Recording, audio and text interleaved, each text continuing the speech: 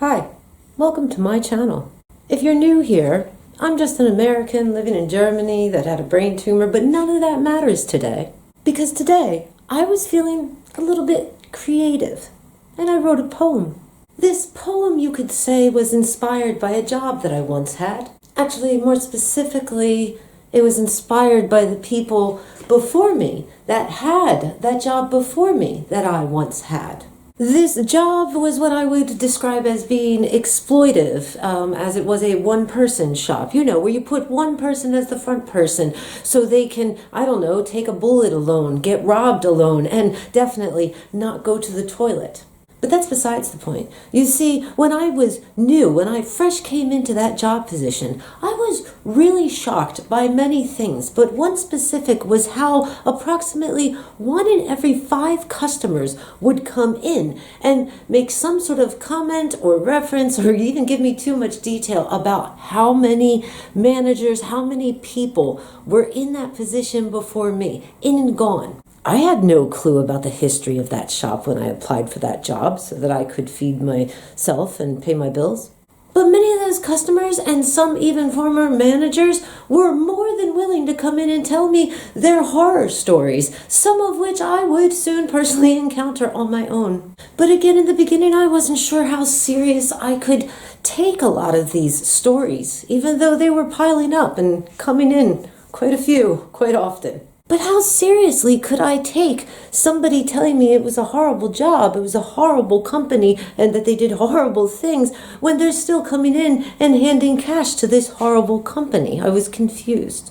Well, after a short time working there, I figured out that many of my customers were legitimate addicts to the product that I was selling, and that would include former managers who claimed they weren't treated well. And it wasn't just them.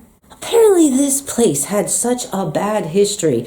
I had numerous wives, girlfriends, even children of former employers coming in usually to just see what's in the shop, but also some of them let me know that, well, I'll probably be gone soon anyway because of the history and the hire and fire tactics of this company. Shocked as I was, I pressed and I asked questions. I was shocked because I felt like I did my due diligence. I did my research on that company. Nowadays, there's quite a few websites where people can review their employer. I'll put some links in the description and hope that all of you use them one day. Working in sales for many years and being both a chatty and curious person, my research tells me that not enough people speak out on, for example, bad employers. And that very job that inspired me to write this silly little poem today, when I finally started encountering all of the BS, I'll tell you what, I silently damned and cursed every manager that came before me and didn't warn me beforehand or didn't make any attempt to stand up for themselves, stand up for the shop, stand up against bullying management, stand up for not getting what they need and what they deserve. Really, in my worst moments, I hated every single one of them. When you are being treated unfairly, when somebody is taking advantage of you, they are exploiting you, and you don't speak up against it, you are part of the problem. I know it's not easy to speak up and that it may be quite intimidating to stand up against a company that has a lot of money behind it, and maybe even has a history of being legally aggressive. I get that. But all I'm saying is if you are honest, the truth is on your side. And even though this video is a little bit different than my usual uploads, I do hope that you're on my side. And please don't forget to click like and consider subscribing.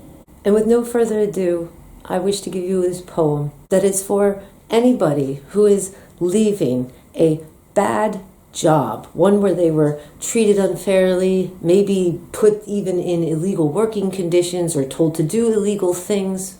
Perhaps it was mentally abusive. I know a lot of them are. I wish to give you a little reminder that it's not defamation of character if it's not a lie.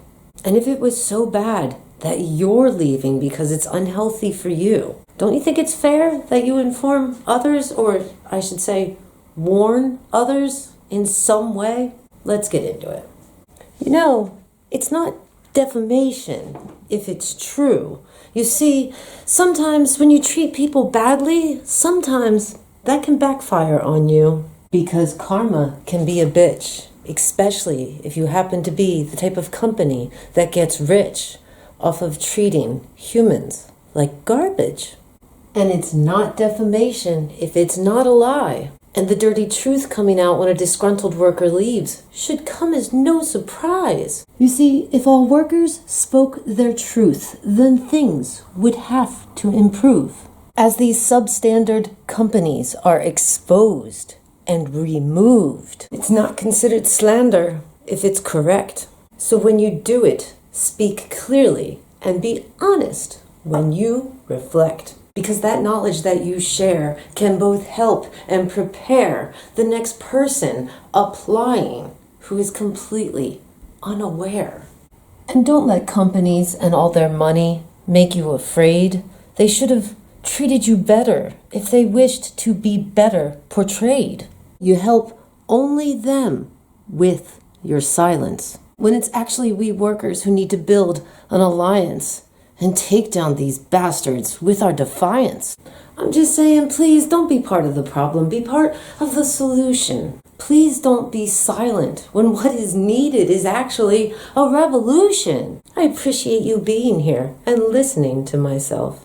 And until the next video, I hope that you take care of yourself.